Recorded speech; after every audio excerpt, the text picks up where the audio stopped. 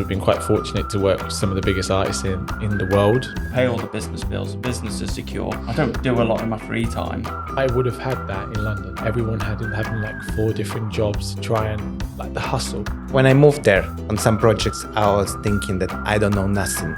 Do you find it difficult with a kid? Like, how is this baby not going to sleep between the hours of sleeping? Do you think there have been times where the colour of your skin's affected you? They just said, he's just too overqualified. There's some strange things happening there, right?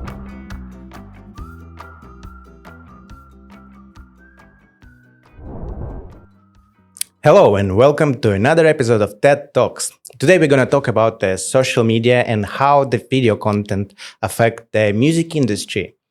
And we have a great guest today, but before we start and introduce him, we want to ask you to subscribe to our channel, put the like button to this video if it will be useful for you, leave a comment if it's not hard, and ding dong the bell. We're joined today by Dumi. Hello, Dumi. Hello. How you doing? We're good. We have brought you here to talk all things music industry, really. Obviously, we've known you for a while now. You were in the same office as us before you ran away.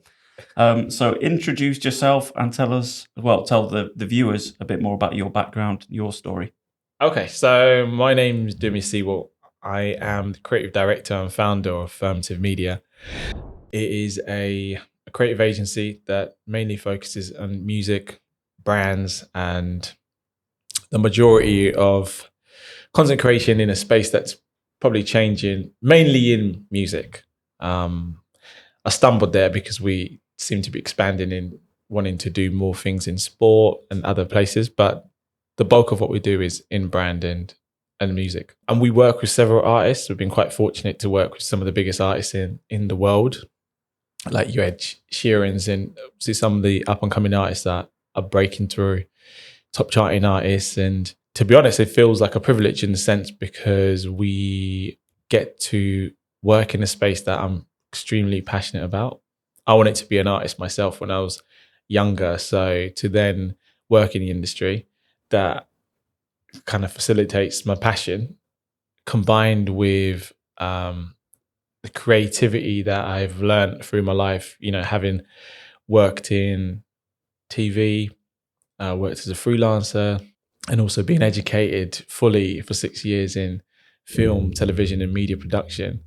It does feel like it's all tied up and all my passions in what I'm doing now, which is Firmative Media, a service company for creativity needed for any solution that an artist and a brand needs. So how did you get there then? So how did you start the business? There's a shortcut and there's the long cut. But let's have the medium cut. I think let's have the medium cut. I like that, medium well. So I got in the industry because I was someone who was intrigued and interested in music and someone who was intrigued in creating videos at the time, that being just video content for social media. And when I was graduating in 2012, I had quite a lot of ideas of what I wanted to do. I wasn't too sure whether I wanted to be in front of the camera, trying to kind of pursue a life in entertainment and music, whether that's like being an artist or being an actor, having done film, television, and drama. But I was super interested in music. And so as I was figuring things out, I had obtained that skill of documenting other artists and being able to like be behind the camera and understanding the camera. So there's almost like a 360 idea of options, things I wanted to do. I just wasn't fully confident in either. I just was quite good at each one of them. When I accidentally started up a business in Lincoln. Accidentally. Right. Yeah, it was very accidental. So I started up a business, which was a club night. I was running quite a lot of parties in Lincoln, and the curiosity of doing that was based on my love for music. Which ones were you running? So I was running and I still kind of run that, but predominantly I was fully known for running a club night called Love Dough. Oh, okay. Was that at Tokyo or home? That was Tokyo, then it turned to Circle, and so I was almost like the the reason why that building stayed there that long, because I had created a club night that was quite successful, that did really well on a day that it shouldn't have done. Yeah. And it was a Monday night. There's a lot of people who went to that night, and the brand itself was able to then sustain quite well and become something that made me money. And I really needed money at the time, because generally I was struggling to get a job, any job, just wanted something. And so the club night, in a sense, was a place where I displayed my passion for video. You know, you think I'm at university studying how to make video and going, well, maybe if I use video to advertise my club night might work. And then that does work, right? Like I get more purchases in tickets because I'm using video to sell my tickets. So like, this is funny, right? It's hilarious. I'm making money out of creating a club night that is about people having a good time listening to music selfishly that I love, right? Hip hop and R&B. And so that was quite fascinating, because then I thought, what if I could use this as my stomping guard to grow my confidence as a business person, I'd call it at the time, because I didn't really understand what that was. So like when I'm reading up and understanding how business people work, which is they're great leaders, they're great managers. So I started to recruit other students, you know, to sell tickets for me. And I approached it differently. I didn't recruit people to try and help me sell out my club night. I'd recruit them and try and create a culture of certain people that I felt like would fit in that culture. And it really worked. It was quite fun in that sense, because I started to feel like I created a bit of a family around people who believed in what I believed. And the principle was still the same. It was, I guess we'd call them business ethoses now, like in that sense. Yeah. And at the time, it was just like, well, if they're good people and they love to have a good time, they might influence other people to come to our club night. So what kind of people were you hiring? In what roles? Honestly, people who were similar to me, who wanted to do something with their lives but wasn't sure. And we used the club night as a way to like express those things. So for example, one of my head at Creative, Danny, who joined quite later on in the club night scene, you know, he joined with interest in photography, but like what he was very good at is selling tickets. So that was quite intriguing. But he was like extremely extrovert at the time. And I'm introvert in a sense, and I could see that from him. And so what you'd use that club night to do is to uplift proof of people's abilities to be more than what they perceive, because they always have a hunger to be more. They just never had the permission. Honestly, like, and it's quite simple stuff, because the business mentor, the guy who actually owned the brand, almost gave me permission to try and be who I wanted to be without focusing on people's opinions. You know, and I always live on a quote that says, you know, don't let people's opinions become your reality.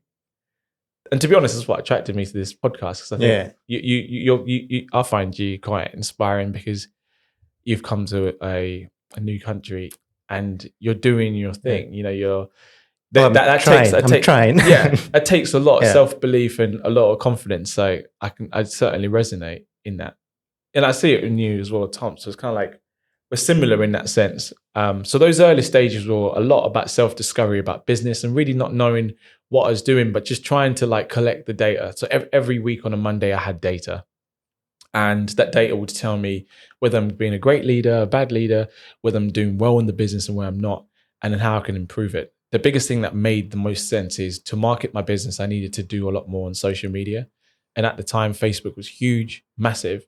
And whilst I was trying to navigate my world of being a club promoter and trying to be a TV researcher or runner, I was starting to learn that TV was dying, because Britain's Got Talent, one of the programs I was working on, was not doing as many auditions as it was before.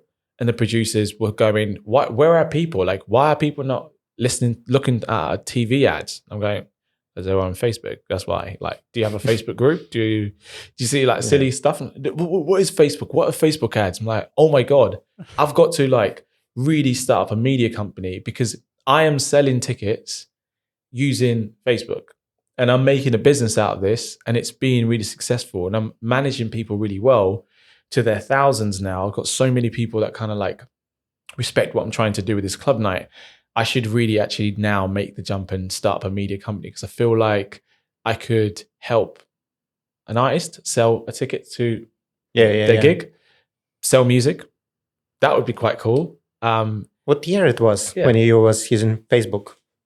So the Facebook theory came in 2012, because this was this is super way early. long time ago. Yeah, this is super early. This is when like you put on an event and it goes viral. So if I put out a video, everyone watched it, in their thousands, right? Wow. So it's not the same anymore. Yeah. But, so it was quite different directions you have. So parties, organizing parties, and video content. Yeah. So how you switch from parties? Because I guess at that time the parties was the main thing what he was doing and selling tickets.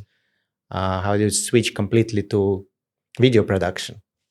So I think I didn't need to switch, you see. So on an outside perspective, you would look at a person popular enough to start selling tickets. And to some people, it's kind of like a low level thing, right? You're just a promoter. You just sell drinks. Cool. In the inside, I am coming up with strategy. I am putting together storyboards, plans, I'm putting together marketing campaigns. And I am setting up my next 6 weeks of how I'm going to get people in. Okay. So like I'm doing what I'm currently doing at Firmative. It's just the mindset switched and developed for what an artist needs. At the time, the simplicity was that I need to attract 1,000 customers plus. And so my strategy was a little bit more broad, which is kind of easier to a certain extent. And that's not changed, it's just developed. Okay. But as a video production company, I was using video as my predominant. You know what I mean? It was like my main thing. Like my competitors could come hell and fury and go, "Who's this little boy trying to go up against us?" And I just knew like video would be the thing that would kick ass, because I understood it. Sorry. Yeah. When you started to realize that video and social was kind of the next thing and the thing that would be able to help you, grow personally and transition the business, what were your steps into, making that thought a reality? So was the first step, did you go to like directly to an artist and try and promote them, or how did that go? I started with DJs. Okay. So I was a big fan of DJs. I felt like they didn't promote themselves to the best of what I could see. DJs made my night. DJs made me a business. Without the DJ, I couldn't have a business. And it was underrated, because I felt like a good DJ could keep a crowd and people could really come down. So I used to some people over exaggerate the accolades that a DJ had. So till now, our previous rival companies used to say, "You guys are really good at selling nothing."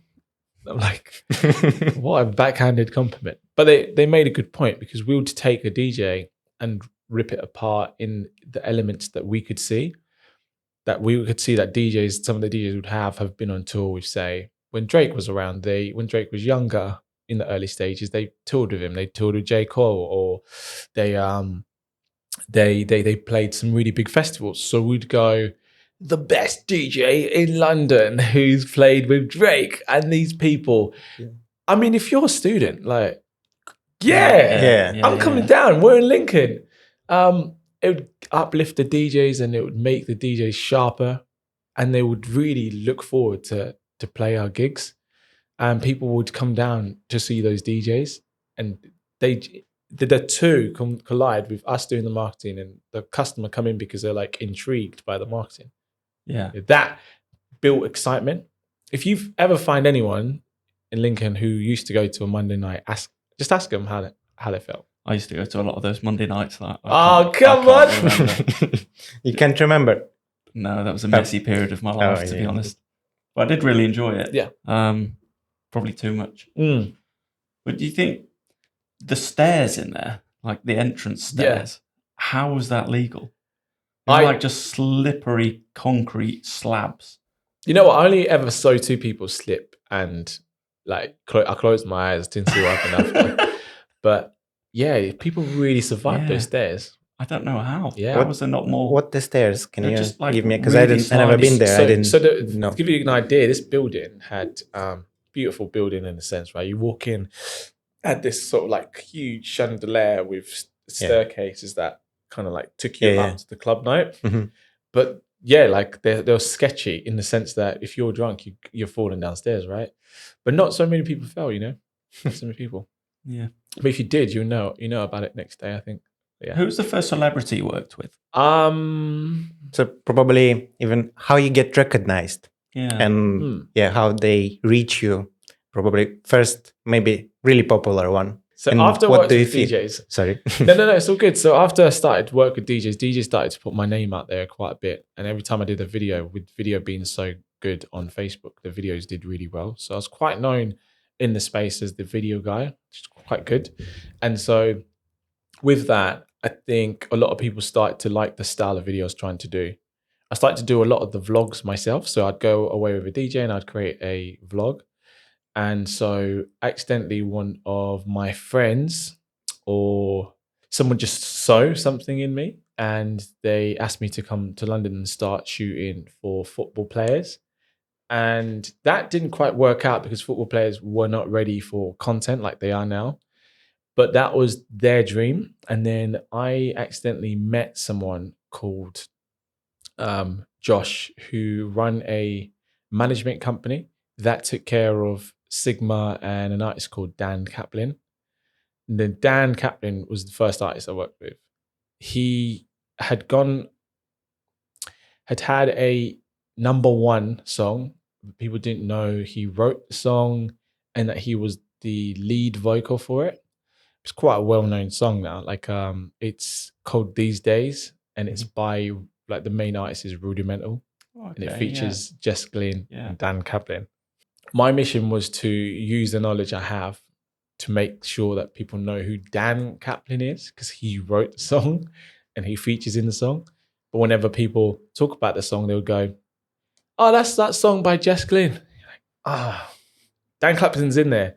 The whole song starts with him. The first vocal is him singing. But no one really caught on. How do you feel about that when you met him? You was excited? I was like, I was shitting high. yourself. No, I was You were high. high off coffee. Like, as in, I was so, like, I had a coffee, I was excited, and it was the first time, like, my ideas were like, oh, like, I have so much to offer. Like, I was so hungry. I was so, like, excited. Like, oh my God, it is a cocky thing to say, but, like, I was like, how lucky that he got to meet me. Not only in a more like a, sounds really cocky, but like more on a, I was so ready to help. Do you know what I mean? So like I didn't want money from that situation. I was just like, if anyone's going to be like enthusiastic to try and do the best job they can, I swear to God, it's got to be me. You know what I'm trying to say? Like almost like the worlds met each other. If you think about the background of information I've told you that's in my head, and I see this artist who's like, who should be seen, like I will die to get, like, use everything I know to make sure people know. Yeah, I guess that was probably, some people might not be ready in that moment. Mm. You know, if you've worked for it, this is your passion, this is your industry, and then you finally get the chance.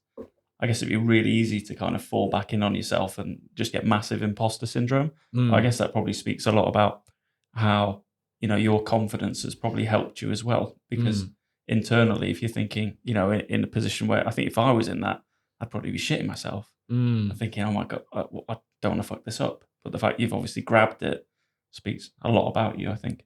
It's a work in progress. I'm not like, I was never a completely confident person. I still have my struggles in many rooms. And I still have that feeling in quite a few rooms. It was just perfect timing. You know, when I think there's a saying about opportunity meeting a prepared person or something like that. I was accidentally fully prepared. And that is the kind of like, I saw it. You know, when you have moments where a client sends you feedback and says, this is great, approved, right? Like that moment, the perfect person for the perfect job. And that was the perfect moment. So I wanted to do everything I could to help. And I did do some of my best work, my best developing work with him, because I really wanted to be above all levels in terms of like being super committed to him. And so whenever we had a shoot, I came up with a philosophy to try and shoot and edit on the same day, which was like very new in the space. So I would deliver photos and videos straight after, or rather while he's still, like, say he performs, he goes backstage and everyone's like, high five. I'm editing, I'm working. And the record industry hadn't seen, I think a few people I don't think they've seen someone be that dedicated to their work. And I wasn't getting paid. So it was like full dedication, as if I was getting paid multi-millions, and I just wasn't getting that. Did he allow you to try everything you want, or they was telling you specific what they need and he was offering some services? They had an idea of what they needed. I felt like I give more, so I gave more, you know? Is it was situation when you was try to propose them something, try to make something for them, and they was like, no, we don't need that done. That did happen eventually. But like anything, you know, in my early stages, that project also ended up being a nightmare for me.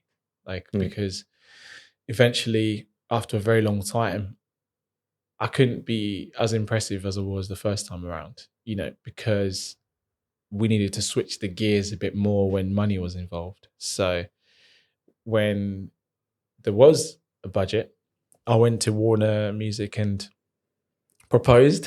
I cringe now, but like I took that same energy in the first circumstance of meeting him and sort of took this unprepared approach.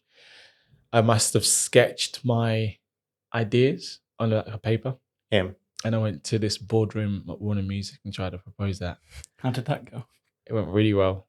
It went really well because I was so confident in what I was selling that, you know, like, this is what we should do for this single, it's what we should do for that, and play it out like this and play out that. And the guy was like, okay, cool. Do you want to send me that? And I was like, oh yeah, cool. Here you go. You should take a picture with little pictures. All right, okay, cool. Yeah, thanks, man. Let's give it a go. And then I dropped the ball because the events were so distracting. It was on your own by the time. I was on my own, and I still had like a successful business that was actually paying me. So I'm trying to transform to media. I couldn't do both. So it was like the biggest harshest lesson in my life, because I couldn't be 100% on both businesses. It's not possible. And till then, it probably was the best thing, because I then got fired by Warner not to work with them. Oh, yeah. So Warner, it's the like the big Warner Music. Oh, okay. My biggest client now, but like, as they sacked me, they're like, we don't want to work with you because you're not able to deliver what you promised, and we know why. You know, like, you're distracted. Not that they ever said that. I just knew. Yeah. Because they followed me on all my socials and stuff, and I think there was more club night and partying people than what there were me editing. Yeah, getting on what I promised them. So you should be careful what you post in your social medias, especially. I think you need to be super authentic about what you post, but then make sure it maps what your ambitions are. For sure. Yeah. So like, I think people sleep on that idea. Like, people think your social is private to you. It's not. I will stalk you. If you said you're going to say you're going to deliver something tomorrow and you're out partying, we're not working together. You know. Yeah. It sounds realistic as that. I think. Yeah, that's what I think. So I think my social maps who I am as a person to attract and de-attract people who I shouldn't be working with. You know. Yeah. If you don't like who I am, which is majority topless most time on Instagram, then probably not going to like me in person. Yeah, glad you got a t-shirt on now. Yeah, I'd be comparing. I've got a 10-pack of beer. I like that. Hey, be authentic, man. It's all good. So that's what happened when Threads start. So the new app, new social, Threads. Oh yeah, of course. Yeah. I went in there, and then I just start to post there something what I'm doing in Twitter usually, and it the Twitter content what I have very different from everything else because I just posting anything I think there without double checking it. Yeah. And then when I realized that followers from Instagram move into the threads, Yeah. I was like, oh, that probably was not a good idea. Because that all these people will see something what not really me. Yeah. I totally get that because it's a different voice. It's not what they see in Instagram. Yeah. I think for me more very interesting the video production side of your business because the stuff what you making it's very, in my opinion, different from most of the video productions, even the content, the style, all process, because it's so related, I guess, to music and it have so much style in it, unique graphics, different trends instead of what I do in my experience. And yeah, we have opportunity to work in one project with you and a lot of stuff was different from what in my opinion is right things to do. Yeah, so probably it's something what I can't learn because so if someone get to me and say, oh, can you make videos like Firmative doing, and I would probably say no. I can try to copy it but not to create something unique in that style. So how do you learn it, or is it just natural? I think it's the ability. We encourage everyone to unlearn what they know about video, which, to be honest, is like the most difficult thing ever. That's why we struggle to find partners, especially like from straight off the back of university, because you're taught a certain style, certain way of cutting video. But the reality is you've got to relearn everything to start learning how you naturally feel about editing with us. So like, you are right, rhythm has a part to play, but it's your rhythm, it can't be mine. It's got to be like a conscious thing that you make decisions. For example, when cutting a video, you're making a decision to create a bit of a vibe in the video. So everything has to almost feel like slightly fast paced, not boring, intriguing, and has extreme amount of variables, but not too much so it's distracting from what your point is. And I think that's kind of like the philosophy, but we find that in people's style, like we can adjust someone's style based on how they edit. And we really can't adjust some people's styles.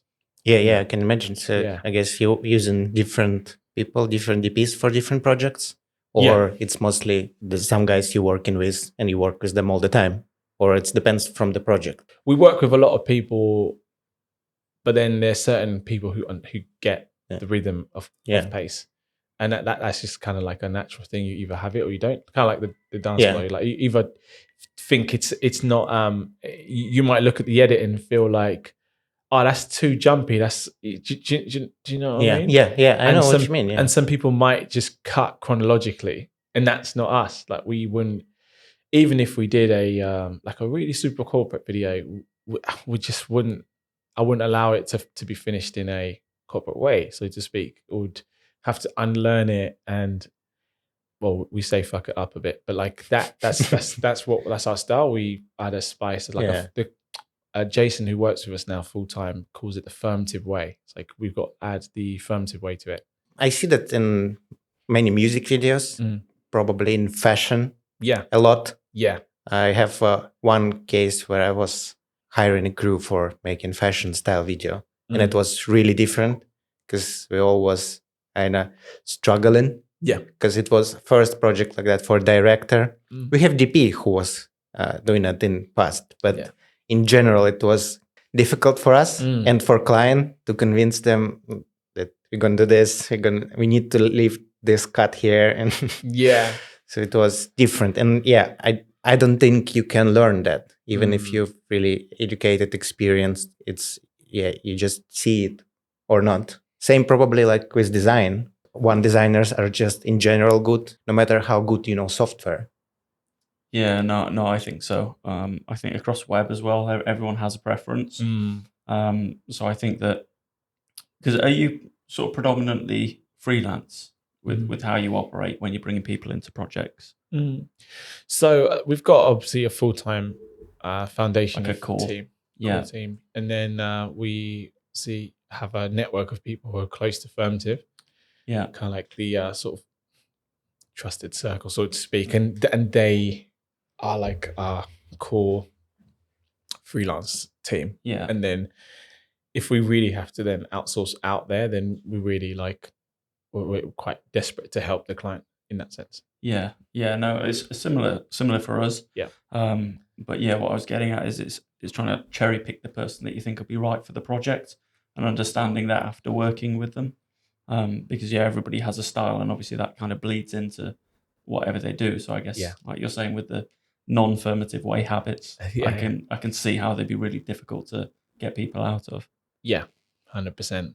Yeah, because you can't even explain that to someone. You've got to probably have references of what you're looking for, and some people could do their best to get to it. But if there's always, especially with video, there's always a backup. If person can't get to it, we then take over the project. Same with everything we do, really. There's just a certain finish that our clients expect from us, and look, it changes the level of expectations, because if the client likes what we do, everyone else has a problem, right? Like similar with the client bringing us and trying to get us to do something that we don't do.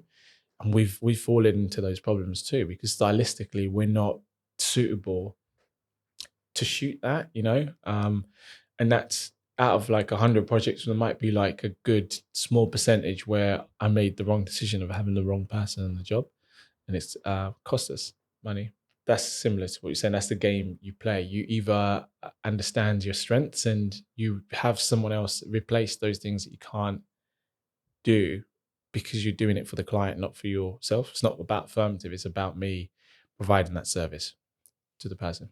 And is it hard to find new people when you're working with celebrities? Because it's kind of your responsibility who you bring to this person. Probably a special way how you need to talk to them or know the borders. Speaking with celebrity, with their team, with their agent on the set. This whole Firmative is all about trust.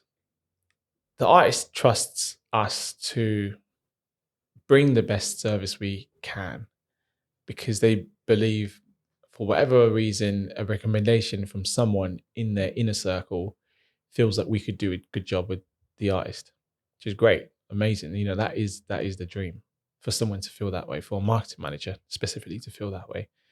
And so in this trusted circle, there's an untold rule to have people we trust who could help with us, conduct business. So if we're at capacity, so to speak, or we believe someone could do a better job than we can, it is our responsibility to bring in that creative to add value for the artist.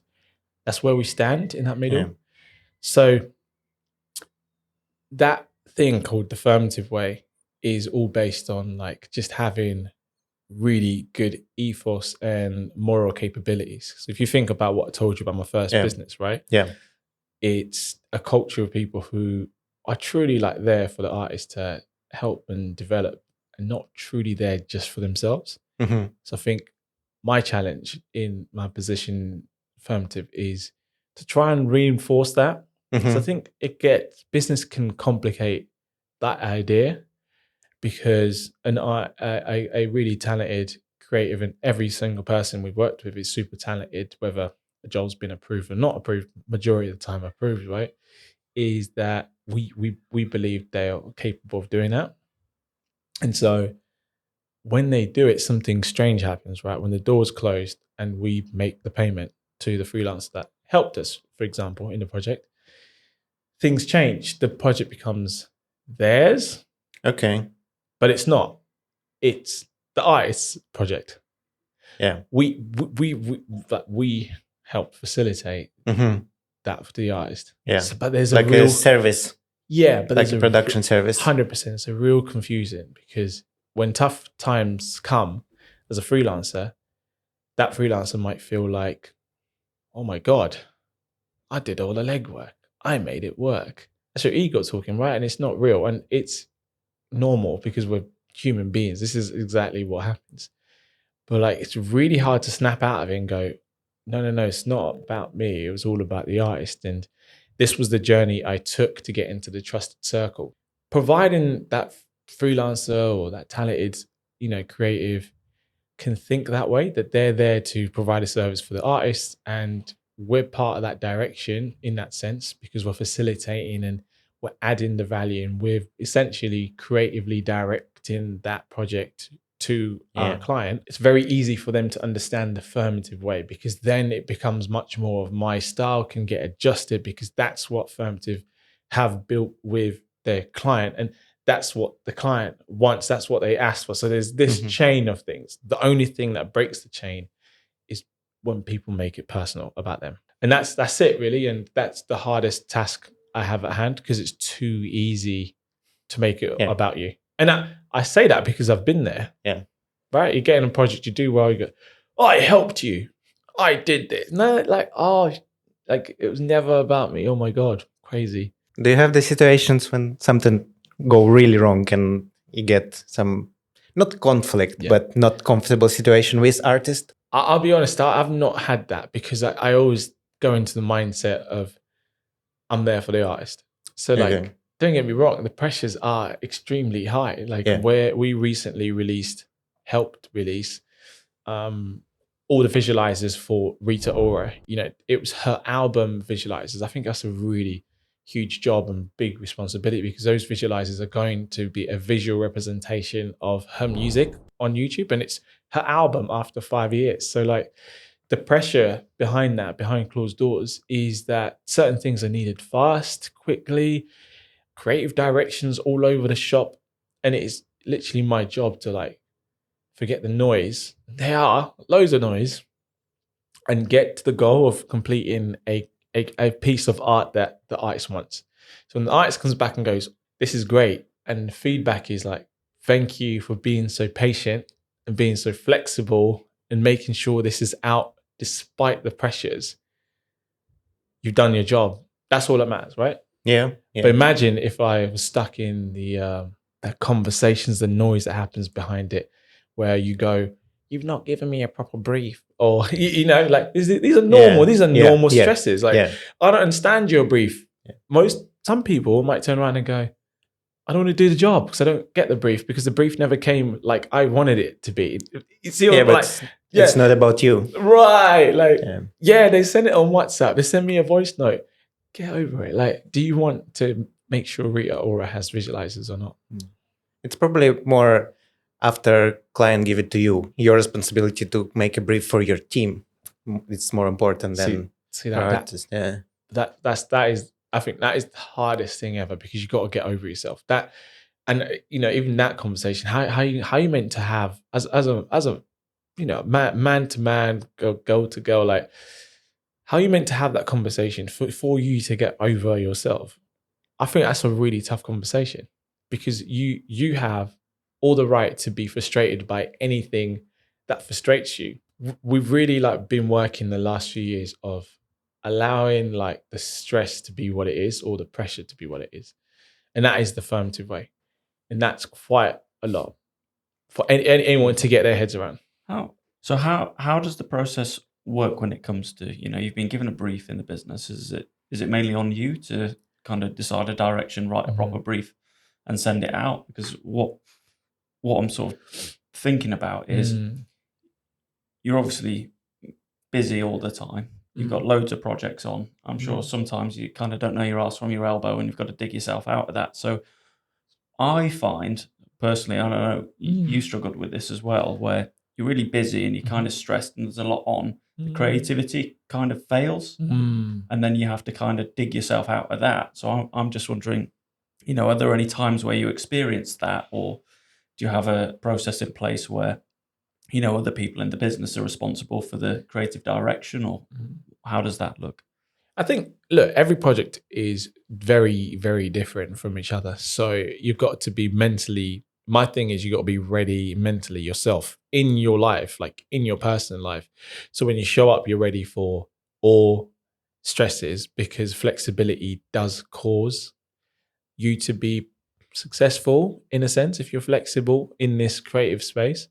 And so some briefs, if you're really lucky, and I'll be real, like if a client comes up with the creative direction and you're filling in the gaps, those jobs are better and easier to execute. Don't get me wrong, they're not easy jobs. It's just that it's plain sight, right? Like you do what they've told you and you add your sauce on top of it. And it usually 10 out of 10, you're going to do a great job because you're just adding the affirmative way to it. Those days are amazing days, or those projects are amazing projects. They have their complications, they have their budget issues that you fall into, but the majority of the time you get to the goal because you understood what they wanted. What's really challenging is if a client hasn't got the creative direction and they would like you to come up with the creative direction, providing that, and this is like B, right? Providing the client wants you to come up with the creative direction and you come up with it and they approve it, then that's a really good project as well. That's usually like a 10 out of 10 project because it's in your head, you see it, they like what you see in your head. Oh my God, great, they're happy to do. Now, the C, which is flexibility, if the client likes what they see in your head, but they have adjustments which take you to a different direction, then you understand that they don't see clearly what's in your head. And you have to put it on you to be a better communicator of making them understand the middle. So my job is I do a lot more negotiating on a daily basis because I have to listen to all opinions and take in all feedback. It's quite hard because you then have this vision that's like has variables and you just want to get to the goal where the artist is really happy. So that's longer and it takes up more negotiation time. But like it is your damn well your job to kind of like get it together and get the information put together for the client if you really, really want to work with the client. And that C, the biggest answer, in my opinion, is like, do you really love the client that much that you actually believe in the BS? Then great, no problem. Yeah, because I find projects like that tough when you propose something and you've listened to them, kind of understood, and then you've presented that. And then normally there's a couple of tweaks. Oh, can we do this? Can we do that? Can we do that? And then you say, yeah, we could sort of slot that in, reshape it a little bit. But then when the client kind of just keeps tugging you like completely over there, you think over that way's a good option. They started over there and then they want to run that way, and you're like, look, I just don't want to fucking do this anymore. Yeah. But it's too late to say no. Sometimes, and then you just think, you sort of slowly throughout the project, you're like, but just look this way slightly, and like, no, over there. And then you think you're doing it, and you're like, I don't believe in this. They're the worst projects. My background, more the business perspective, and that's what my study was. And I always was thinking about the video production as a business at first, and then creative part of it. Okay. I have so many times things go wrong all the time, especially when the creative artist interest get across the marketing interested and what they want. So for example, I have director who have idea and he tried to pitch it and he make a treatment what they approve. And in the middle of on the set, the marketing say, no, we need to take off this part. And directors say, but the whole story won't work without it. And you have no time because you pay everyone for hour and you for set and you have to make a decision real quick. And directors say, I will not be able to edit it after. And your budget is going. You have kind of conflict between your crew and client. And it was always so much stress all the time. Yeah. It wouldn't be more like Dumi and just tell them, look, it's not about you. Yeah, but I guess because I'm... and then you can show them a photo of his six-pack on Instagram and say, look, I'll beat the shit out of you if you don't listen to the client. Don't know about that. Yeah, I guess the problem that I'm working with a lot of people usually who making decisions. It's the director of company, CEO, their marketing team, their PR team, and they're all making adjustment. And then it get to me, and then I have to give it to director or someone. He give me some feedback. I send it them back. They make ton adjustments on this one. Flexibility, isn't it? Yeah. It's always hard to balance for me between budget, creative team, and actual client. Because my clients, they're usually not creative. It's usually corporate guys who have no idea about the style, or they want some specific words set there, what they want, and they don't care about anything else. 100%. Yeah. But that is the conflict of, I guess, responsibility.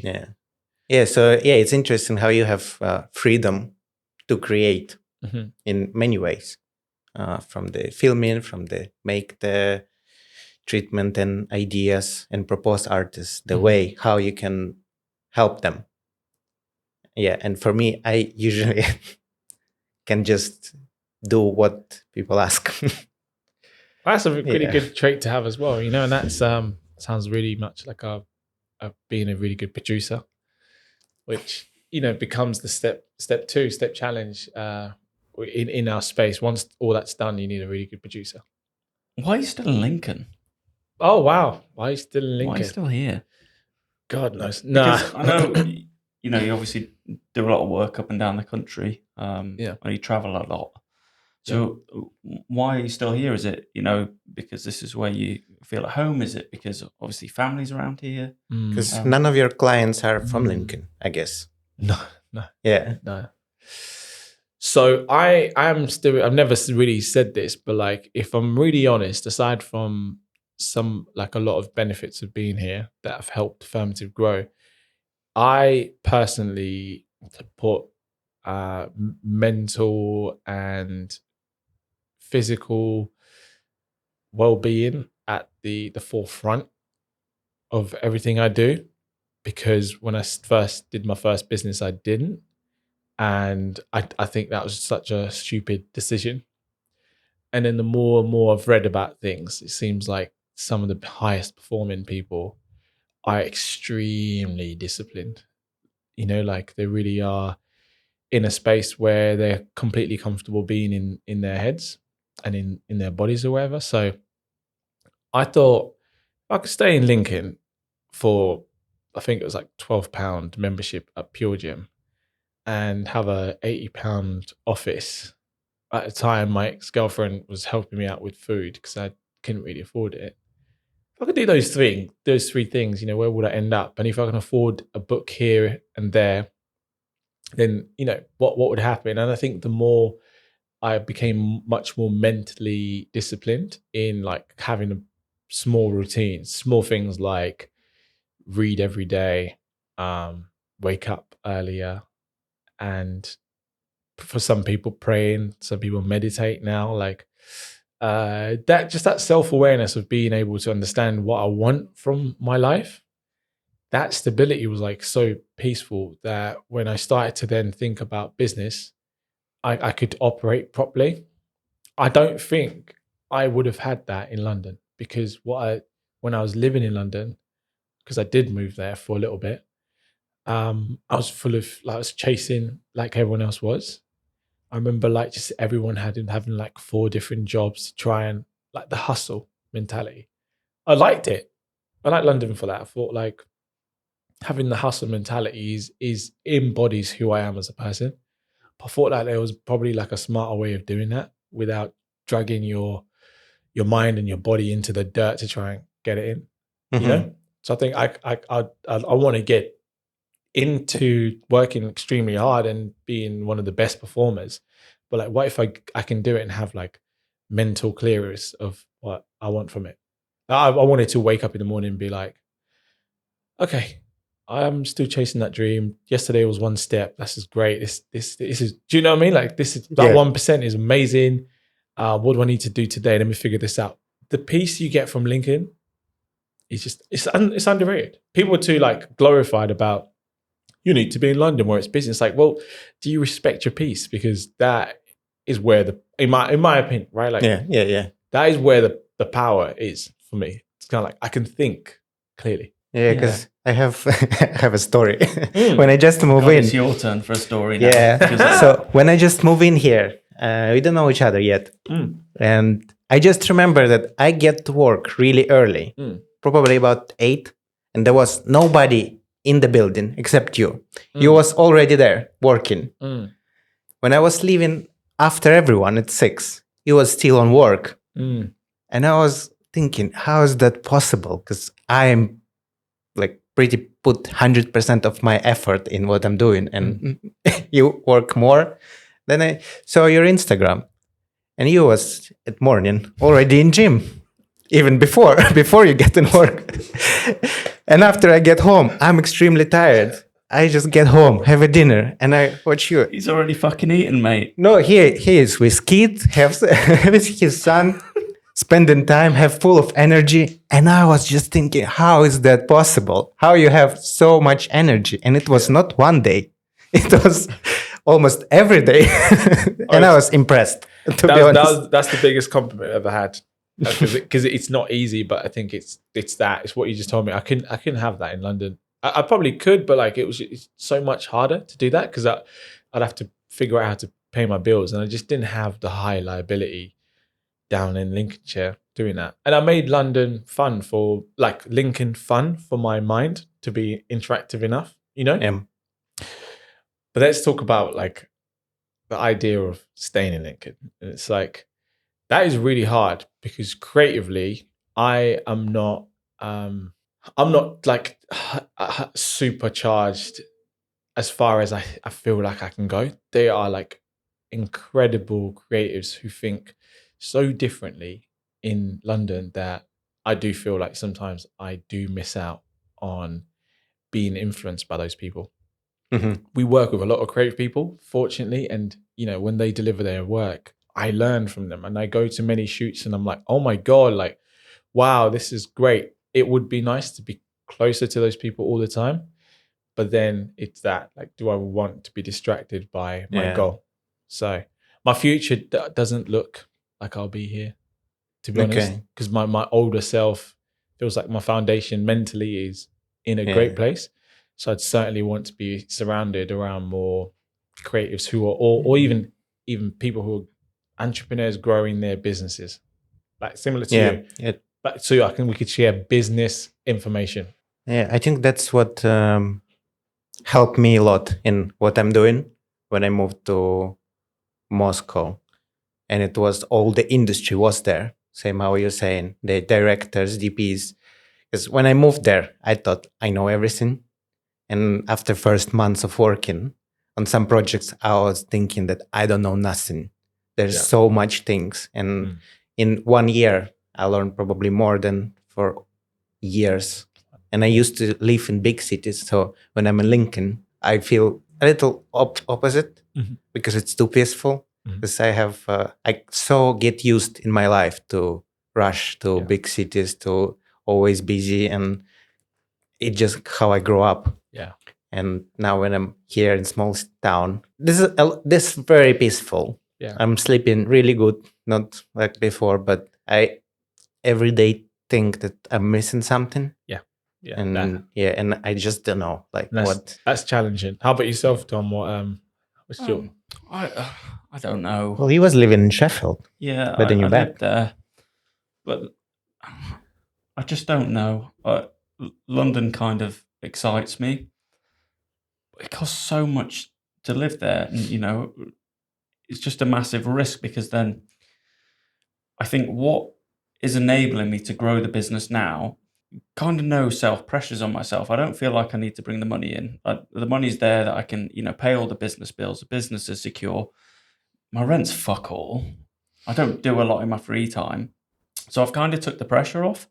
I think I also moved back as well because family. So in COVID, me and my other half were living in a apartment block where there was the other half. The other half, fiance now. I'm getting shackled down. So we were living in an apartment block with like 2 escalators. Everyone always had COVID all the time. And I'm really close to parents and grandparents, but I felt like, you know, obviously lockdown restrictions aside, but when there wasn't any, I didn't feel like I could really come back because I didn't want to put them at risk. So then I moved back to be closer to family. I think for me, it'd be really difficult to move away from Lincoln because of that. You know, focused as I am on the business and, you know, internally, I feel like, you know, that's my main thing. But actually, it kind of, to me, family still means a lot more, whether I realised that all the time, or not. If I had to, burn the business down and go and work as a bin man all the time, or not see my family apart from once a year, then I'd get rid of the business. Mm-hmm. So for me, I think at some point I'll be running down a similar path to you, where I feel like there's probably more out there for me, and more that I feel like I'm missing out on, and to sort of climb that ladder a little bit and be the best person I can be in business. I don't think Lincoln will offer that long term, but for now, I'm really happy. I feel really settled, and it's definitely right for me now. But will it always be? Probably not. I don't know how long Lincoln will be right for me for, but yeah, it's gonna be quite difficult to move away. Yeah. So even the mental well-being, and it's probably all related to family, I guess, because you want to try to spend more time with your son, with your wife, at home. Yeah, to be more present is I guess the key, really, to be more present. Will it be the same if you were alone? Not family. Probably it would be probably a lot more aggressive. He'll just jump in, take more risks. Yeah, I think I would probably be working every other week in different countries. Okay. Yeah, fair enough. Yeah, because why not? Yeah, because you can. So it not like just meant like because I'm at a place where I'm really cool with myself. I kind of get who I am, and I'm like super on this like new discovery of who else I can be. Do you know what other parts of it? And going to maybe LA for 2 weeks and camping there and getting to know people, just for what I've been learning would elevate my game. Yeah, but that's not to say it doesn't now. It's just different.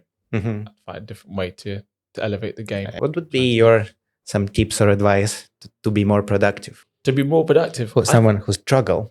Honestly, just being a lot more clear about where you're going. What is your personal purpose? What you're trying to achieve? Is it do you want your business on a financial point of view to make $1 million in a year, every year, £10,000 a month? What the clarity on that is extremely important, and that has to be based on what you think is best for your business or for you, and not many people do that enough. I think sometimes we can go to work to try and just make it successful, tick off the boxes and go home. And sometimes, your business does not need to be, it doesn't require for you to be extremely busy. It requires for you to be focused to make something productive. So for example, it's like, it's your job to come in the office, make a really good presentation and send that to a client that you really are passionate about working with. If that's the case, do that and go home. I think sometimes we complicate it. So it's like, right, I'm going to come in super early and work forever until I get loads of stuff done. I think the days that you're talking about with me, where the days get longer, is got to a place where I can be really focused on exactly what I need to do that day. And because I'm ticking those things off, I then start to work day 2, week 2, week 3. And then in 5 days, I've done 3 months work. So I'm trying to say. Yeah. But you can't do that without being focused or being somewhat peaceful in your mind. So I think the key is understand exactly what you want from your life on a personal and on a business point of view, and then attack that every day without the pressures, as Tom said, of trying to be something you're not going to be, or that's something that's not you. That's what if that's the hardest thing, you probably work harder on that, because then your days are a lot more productive, I think. Yeah, I guess it's from, if I have to do something really urgent, I can. Yeah. I can work overnight, I can can push up. But same time, every year I'm thinking, if I will continue to keep doing this, what will happen when I will be 45 or 50? What, I will just have heart attack or what? Well, what you just said there, that is the thing that keeps you productive, because it's like really clear goals. Yeah. And I think some people, I've heard a lot of my friends and a lot of people I'm around also say they don't want to create any goals because they're going and seeing what happens. That's cool. Like, I can't mock that. I think I admire that. But I think if in 5 years' time, I'm not working towards something, I generally think, personally for me, I would be so unhappy because I've done nothing. Like my new thing now, my other thoughts were like, I don't know where the last 10 years have gone with my other aspects of my life. I clearly have a super clarity of how productive I've been in business, and everything that's happened are plans I had put together a very long time ago. So it's good to see them. So when things are around me that I'm, like my family and stuff, I'm look around and go, damn, like we're kind of getting there, right? But then there's a huge hole in like other aspects that I didn't think mattered. Like, for example, what happened to all the friends I used to be around when we were at college? Don't get me wrong, like I not necessarily want them, but it's like, wow, like what's happened to them? You see what I'm trying to say? Yeah. They And just so, but that's what you sacrifice for focus. It's kind of like when you channel focus, a lot of things don't matter. And when they do, it's too late. Time's gone past. People have changed. They have babies, family. You didn't check in on them. Did you care that much? And it's like you got to answer those questions. And that's probably like the new chapter I'm going into. I'm like, oh, damn, like what things can I take out or welcome back in? Mhm. And I think that's how you become more productive. You focus on what you want. Do you find it difficult with a kid to balance work and life? So and what sort of impact? Because obviously we rescheduled the podcast today because you were with the kid last night. Yeah. So, like, how does that sort of affect work, and how have you managed that? Yes. So like, you think for P's 1 and 7 months, that's the first time in those 1 year and 7 months where it's disturbed my next day. But the bulk of it is based on the fact that my Friday morning wasn't as busy. So consciously, I wasn't thinking, I've got to be up. So, do you know what I mean? Like I make certain conscious decisions based on, oh, okay, well, chances are he might not. There's nothing crazy at like 6 a.m. happening. I'm not going to the gym tomorrow at 6 a.m. So your mind sometimes could just lay low because like, oh, you can be up a bit longer. And then obviously you pay for that on the day. So the bulk of my productivity, like with having a son, is that I put things in place for before he came. So I'm quite privileged. We've got a nanny who is my mother, my girlfriend's mum. So that helps my relationship with my girlfriend, being able to have grown the business to a point where we can pay for a nanny, right? Yeah. But that was preparation for that too. Like I knew I'd need help and she would need help. So she gets to work full time and he also goes to nursery during the day. So I've negotiated quite a lot of my time to still be an entrepreneur. Yeah. The harder bit is the kind of like the slight lack of sleep sometimes when he doesn't wake up. So that's just down to really good negotiations and being anticipate and preparation for it. I woke up today and I was like, damn, that's crazy. I don't know how fathers could run a business and do this every day. I took an L today, but that's like one L out of like, do you see what I'm trying to say? Yeah.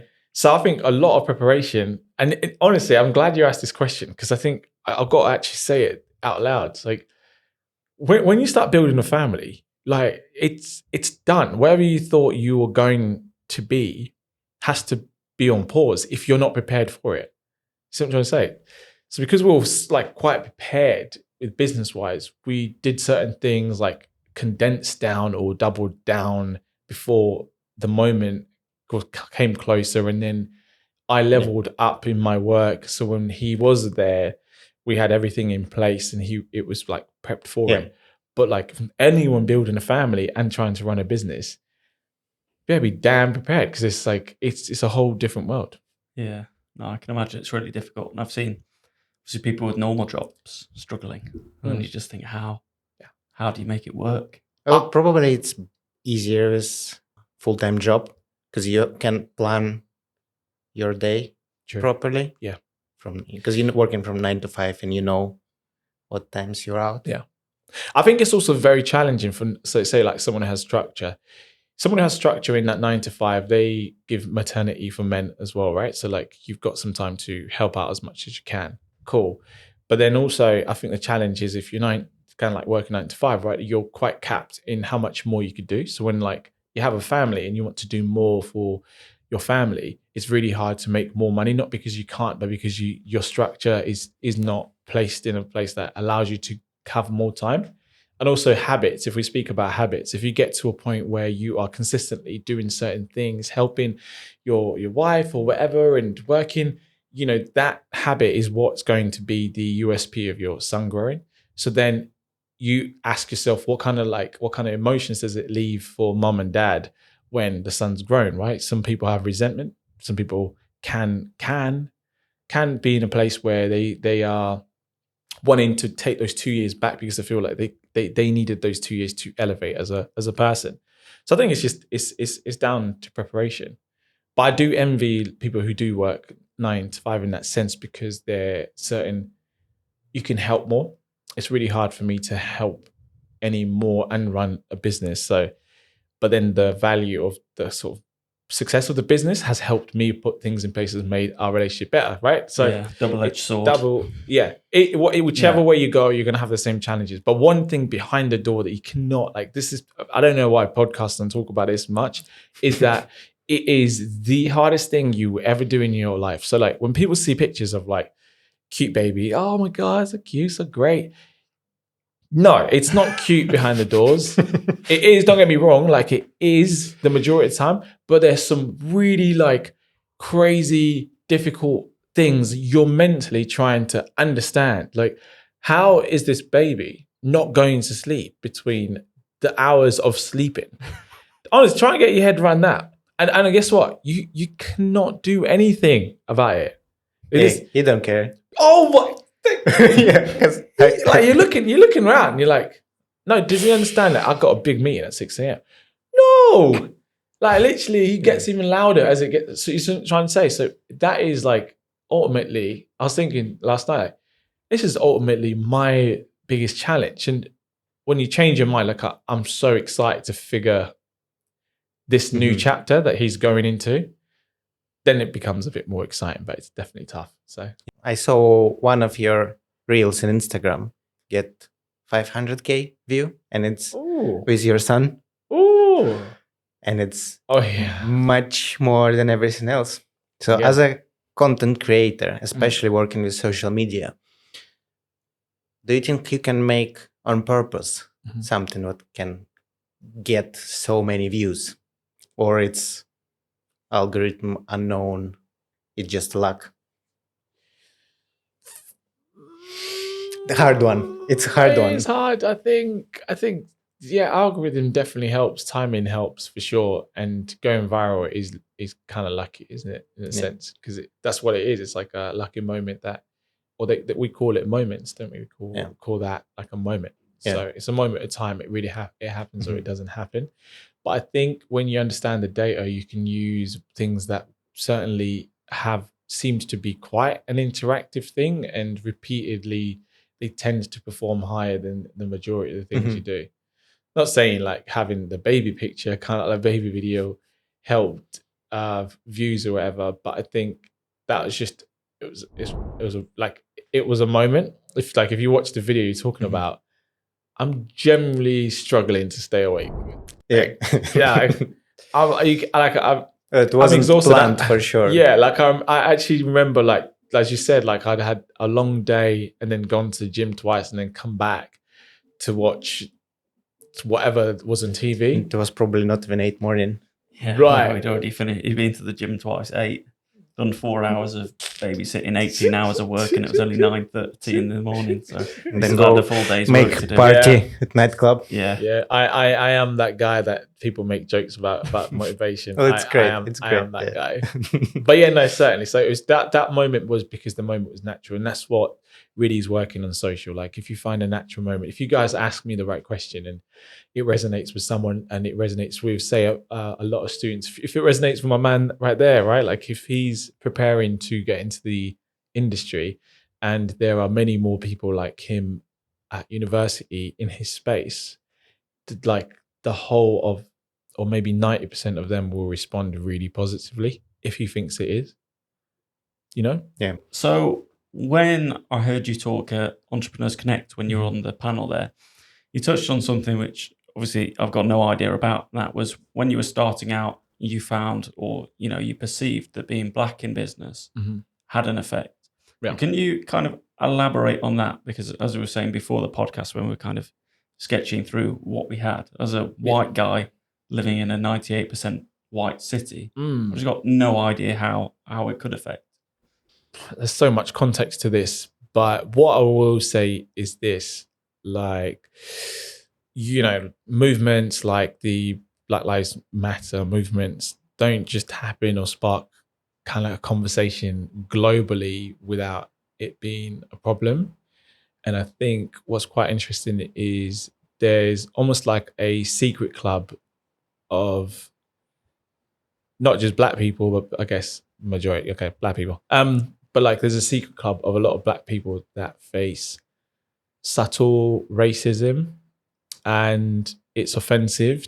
It has been offensive for someone to call someone else out as a racist because they've got black friends or whatever, or watch black programs, something like that. Anyway, but the subtleness of what was going on in my life generally is emotionally people act differently around you. What kind of things? So like, say you're in a room and we're just having a normal conversation. Some people's conscious emotions react slightly different to my white counterpart, depending on what we're talking about. This is also this is like I'm trying to get it to ground level, ground zero, right?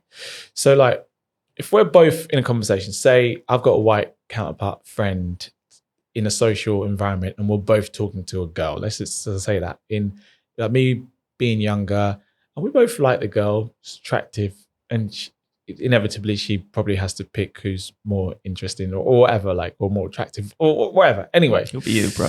So it's like, if, for example, that girl has a welcoming history in her family where family welcomes culture, they're intrigued about Africans and Jamaicans, and they're intrigued by the world, right? Let's just say that.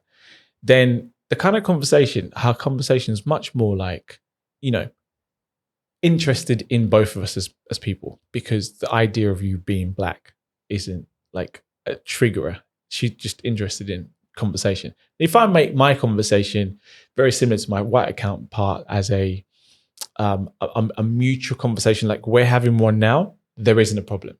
Now, there's another scenario. Say the girl maybe comes from a family that has not been really educated about Africa, and the last thing she watched on TV was like a donation video. Please give £3 to this African, and you can help black people in Africa like become rich or whatever.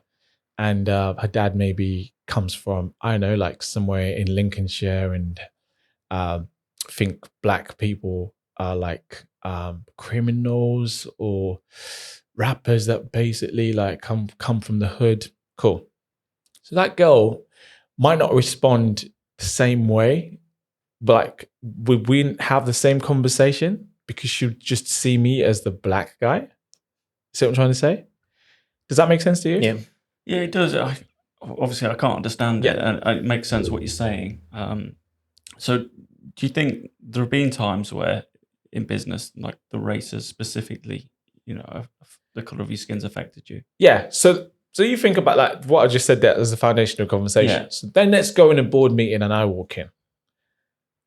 Like, it's not the same. Someone in there intuitively just has an issue with them. And I don't think some people actually know. I don't think like someone's completely racism. It's just like they don't level you in the same as your white counterpart. I might even have a better qualification as you. It's just you're not seeing us the same way.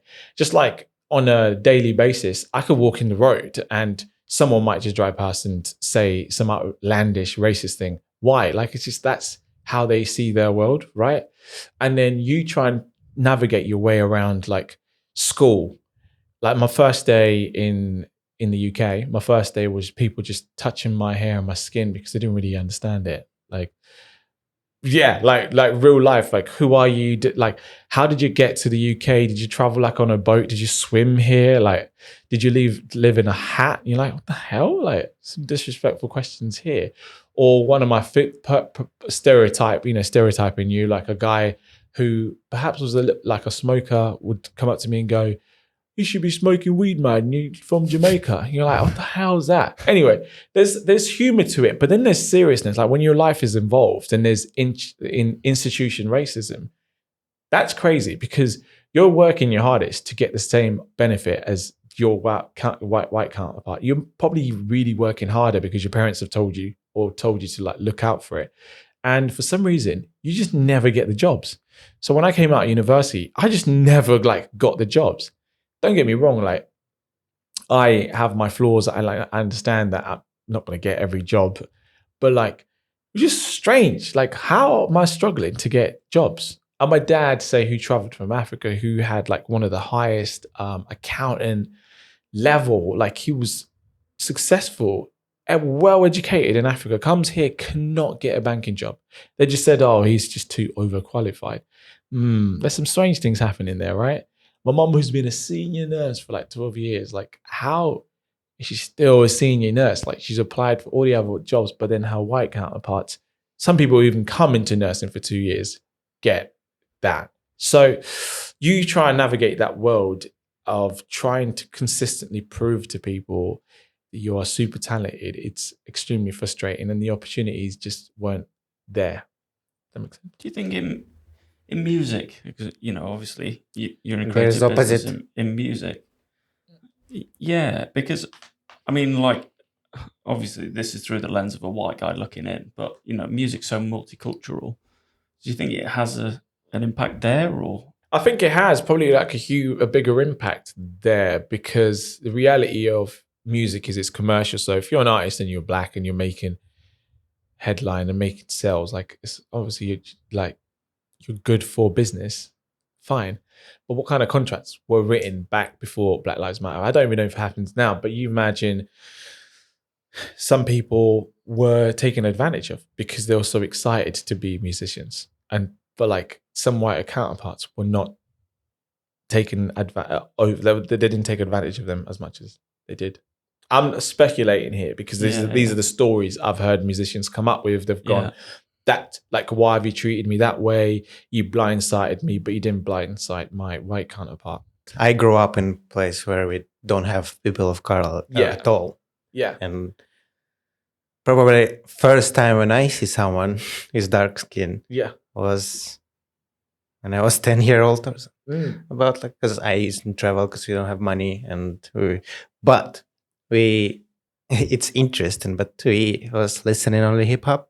Yeah. And watching basically black music. Yeah. And it all we was interested. We was playing basketball, we was dressing big pants and long t-shirts, but we never actually saw that person. So it changed now, but still people are more deeply go to Asia, to Russia, in Ukraine, some villages. You might face some people who might feel rude to you, but same time they're not intentionally rude. They just don't know. They just never saw. Nobody told them. Nobody educate them. True. Yeah, I think for me it's kind of the opposite. So I went to private school where just surrounded by loads of Asian kids, kids from the Middle East, so kids from Africa. So from not a super young age. I think I went to private school when I was 13, but you're still kind of flexible then, and kind of be formed. So I think that for me has had the biggest impact on me struggling to understand this from looking in, because when you're friends with people from a young age from everywhere in the world, and then there's people straight off the plane move into boarding school from any country, pick a country, and then you're friends with them, it kind of obviously in a positive way cultures you to just accept anybody or just fucking hate anybody depending on your view. But I think that's my biggest struggle now is trying to dig and actually understand, because it's just such a non-issue for me. Traveling helping really, when you travel and try to find out about different cultures, Yeah. meet people, talk to them. I think it's beautiful. I'm I really like when you said you wanted to talk about it. Thought it was a great thing because it's also still an extremely uncomfortable conversation to have because you don't know who really wants to know and who doesn't. So I don't want to like press it or push it upon anyone, but I think it's a real thing, you know. And it's funny you say that about kind of like being around it and surrounding it a bit more, but you know the other thing is you got to be cautious of the fact that people don't want to also be a stereotype to your curiosity. What do you mean by that? Sorry. It's predictable sometimes when people want to understand about racism, so like they try to be really careful about saying what they've experienced, and so sometimes it's also trying to be in the right room of people who are actually really intrigued, because Yeah. some people are like, yeah, all you want to know, I just never really experienced it. But in reality, they're like, you're a liar. Like they're behind it. They're listening to what you're saying and going, that's a lie. That's not true. That's like, get over it. You know, or this, why do we always have to have these black conversations? Like, it's not that bad. It's like, and also, you know, think like, say for someone like me, I don't necessarily want to be a victim of it. Do you know what I mean? So I don't necessarily want to talk about it either. The other thing is, which is positive, things have moved on. Things are like generally getting better. There's just certain environments where you'd think I go to Vienna, right, for the Athens. I went for like the weekend and having a good time every night, whatever. Sunday comes and we go to this pub. So go to this pub and it's full. And I say to my friend, I can't be here. This is not the right environment.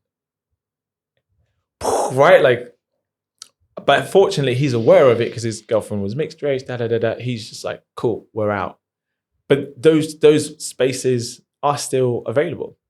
My best friend's girlfriend, dad would kill black people, like outlandishly says it, like you could never bring a black person. If you had a baby with a black person, we'll disown you. That baby. Do you see what I'm trying to say? Like those people still exist, and that's just like my best friend round the corner. Like you see what I'm saying? But it's secret. This guy says hi to black people, shakes their hands. That's not how it feels. Yeah, he just not allowed to say, and he understand it. He don't want to get in trouble, and that's all. But it's a real thing. That's probably that's probably the issue, is that you said there's people like that exist that are just so racist, and it exists, but then also you get people that just I don't understand and think you're chatting bollocks. I think that shows probably the two camps, and obviously the one that don't understand is probably growing, because as people are more cultured and meet more and more people, then they understand racism less and less, because to them it's a non-issue because they don't feel like they are racist potentially. But I think obviously you just said that you think things are getting better. Do you think that's because people are more cultured? Do you think to tie it back to social media from earlier that the world feels smaller? Or I think people are more aware of the fact that they might be a victim to their own ignorance. And I think people are being less ignorant, which is helping because they've been more conscious about the idea that this could be real. And like before, it was like a myth because there were television programs that would make that joke over and over again. It's like, I'm not racist. I got black friends. It's a thing, right? Like that's literally I have a black card, or like a getaway card to be slightly racist and use racist slurs and words. Like those things were quite normal, and it became too normal to black people. So it's like, oh yeah, it's my racist friend. And there's literally a film if you watch a film called Get Out, you ever watched it? I don't think so. Oh my god, you need to watch that. What's it about? Because that like what took me through lots of emotions. Like I was semi angry, semi funny, but like it's just about a guy that goes. Have you guys anyone ever seen Get Out, the film? It's brilliant, right? Like so you guys are cultured. Yeah, it's not me. It highlights what a black person has to go through conversations.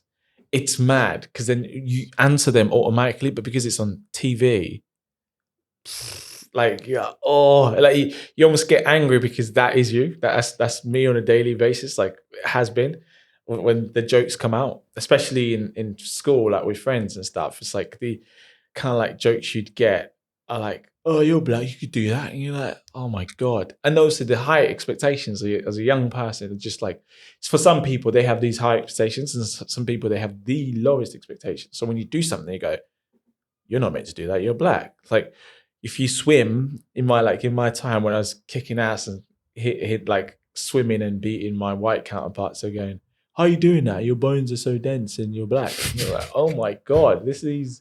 But yeah, it's good. It's a huge topic. I think it's also a complicated thing. So like, but the majority of it is awareness and just being more conscious about it. So I'm glad you brought it up. Whether it makes it or not, it's kind of like for the sake of just talking between us. Yeah, it was really interesting. Do you feel yourself a British? Annoyingly, I do feel pretty British. I ain't gonna lie to you, because I think I became British without the execution of my culture. Like I feel like I'm still Zambian. Do you know what I mean? I'm a Zambian boy, but like right now, are you talking to a Zambian boy? I think you're talking to a British boy because of who I've become based on that. Just on like if we're just being logical, like my technical answer would be like, I'm always gonna be Zambian. Yeah, of course. But like my accent's changed. I'm a lot more. I've adapted a new culture. I'm making my own culture. I'm making my own family and growing my own family. So like things have changed a lot, and I've taken a lot of elements of my culture that I still respect and absolutely love. I still speak the language, but I don't live there anymore, and I'm not as connected as I used to be for it. I wish I was, but this is how it's played out. I'd probably say become a lot more British, even though I don't always resonate to being a British person. Yeah, because I think, I don't know about myself. I lost connection to my country a while ago. I don't live in Ukraine for a while, and I'm still not like a home here. I still feel as an immigrant all the time, everywhere. Everything around is reminding me all the time, even when I have lack of words sometimes. But don't know. Nomad, like Genghis I Khan. do get to this country on a boat, Nice. but it was a ferry. So, but it might sound funny, but it's great. I think you're doing well, and I think it's very early. I came here when I was 13. I'm 33 now, so like 20 solid years. So it's kind of like I think for year one, I think you're doing incredibly well. I think you're adapting well, and you're a good dude. So I think people naturally want to be around and help. Like this, I came here because I think like you're a great person. So thank you. So generally, whatever you're doing is you're doing it right, and I think you're doing it fast. So which is good because you got to get on with it. You know, because you're not young. So it's my gray hair again. You're not doing bad for 56, though, are you? 56. so like whatever you're doing, I think like for sure, just keep at this pace, because the majority of the information you're going to learn in the next 3 years are going to probably push you to be completely different to who you were when you first came here. I'm afraid if I will stop for a second, that will be it, and I will stay at this point forever. And that's what I'm afraid. Oh, yeah. Well, you're doing well. So thank you. Both of you are anyway. Thanks. So you as well. So our topic. We were starting to speak about social media and how it's affecting music industry, but it turned completely left to different direction. But it was great. Thank you for coming. Thank you. I hope you enjoyed this episode. Subscribe, like, write a comment about whatever you think and watching this episode. Next episode will be next week, and we see you there. Ding dong the bell.